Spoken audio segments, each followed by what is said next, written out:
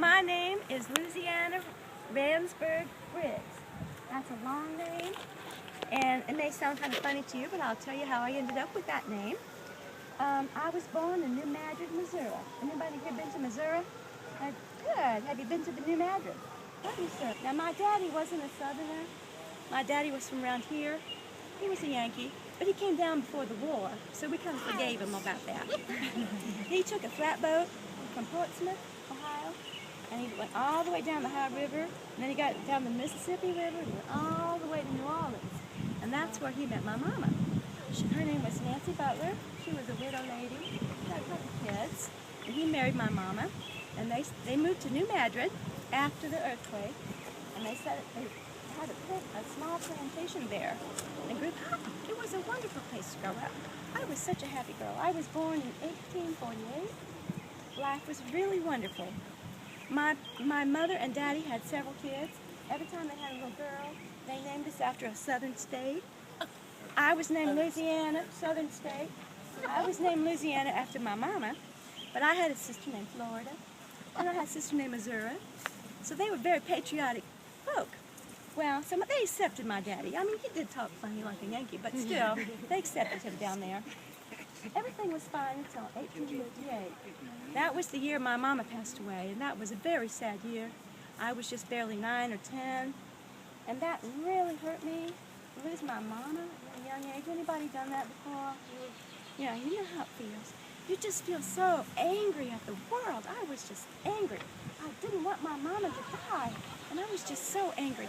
Everybody thought I had a bad temper. Well, I did, but that was the reason. And I was just so hurt.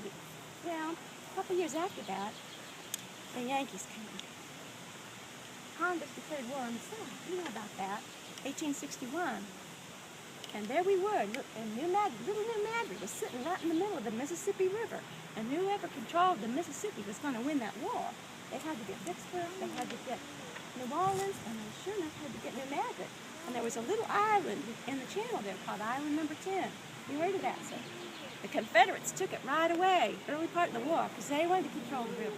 Well, the Yankees weren't going to stand for that, so General Polk took a group of men down there, and they bombarded Island Number 10, and they kept it up for months. We heard those cannonballs banging over there. It was right near our plantation.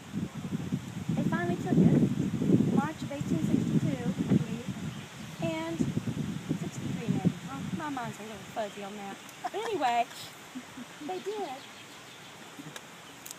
And the Confederates left us. There we were. We were an occupied people.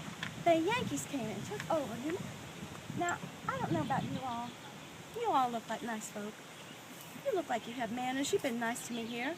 But those Yankees, I'm telling you, they were the most dirty, thieving, lying men I've ever seen in my life.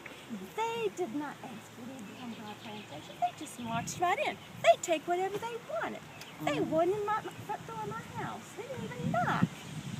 They had mud all over their boots. They come marching in there just like this, like they owned the place, stomping all over my mama's good carpet. You know, we had a piano in that room. They even walked all over the piano. Now, have you heard anything like that? That was horrible. I'm telling you, I was so angry. If I had a gun, I would have shot every one of them. My daddy called me. He said, Lou, you need to control your temper. You need to remember where you are. You are not in control here. The Yankees are in control. You're going to get one of us in trouble. We're going to end up in jail or worse. In fact, some of those boys that were defending Island 10, you know, they were captured and they were sent up here to this camp up here that I'll tell you about in a minute. So I thought, all right, Daddy, I'll try, but it's going to be hard. Well, I couldn't keep my mouth shut. I'm sorry. It was just too hard. So the next thing I know, they sent me up here to Ohio. Now, can you imagine a 13-year-old girl all the way up here in Yankeedom? I didn't know a soul. I didn't want to know a soul. I didn't care about any of these folk. I was mad. The only person that I felt really loved me was my mammy, Lily. And I had to leave her behind. Later in life, I named my baby girl after her. Come up here in the shade. Well, there I was. Not only did they send me to Delaware, Ohio. Anybody been to Delaware, Ohio? Have you? Anybody over here? Have you been to Ohio Wesleyan? That's where they sent me, a 13-year-old girl from New Madrid, Missouri, in Delaware, Ohio. So I I marched right in there, and I brought my bench, and I put it down, and I said, I may have to go to school here, but I ain't sitting on your benches. I'm sitting on any black Republican benches. I'm sitting on my own. So I took my bench with me wherever I went. You can imagine how hateful people thought I was. When I was young, then President Lincoln was killed. You all remember hearing about that, don't you? Well, that was the happiest day of my life. I went out and bought firecrackers. I went out in the street. I lit them. Kaboom, kaboom, kaboom. And I went, yahoo! Lincoln is dead. Yahoo! I know, man. It hurts, doesn't it? I'm sorry. I was young. The president of the college came over to me and said, Ms. Ransburgh, we need to have a talk. You're going to get yourself in trouble. These Yankee folk up here don't like that kind of talk. You're going to end up in jail or worse. So if I were you, I'd learn to keep my mouth shut and be quiet. Maybe that's good advice. So I did. And then a couple years later, that's when I met my husband, Joseph M. Briggs. Now I have to tell you about him, because you aren't going to believe this, after I told you everything else. He was a Yankee. Oh. He was. He wasn't your ordinary Yankee, though. He was a different kind of Yankee. I'll tell you about that in a minute. Mr. Briggs, I met him. Now, folk always wonder, how did you meet him? Well, I can't really recall all of it, but, you know, his family owned land next to where my daddy's land was up here. Their families kind of knew each other. He might have even heard stories about me, maybe. What I did up in Delaware, I don't know. He was older than me. He was about 20 years older than I was. And he reminded me a lot of my dad. He talked like my daddy. He used Ohio expressions like my daddy. He lived up here like my daddy. You know, and then he went to Ohio Wesleyan of all things. And he got to telling me, you know, he says, I lost my daddy when I was 10, and I know how it felt. I was mad too, so I understand how you feel.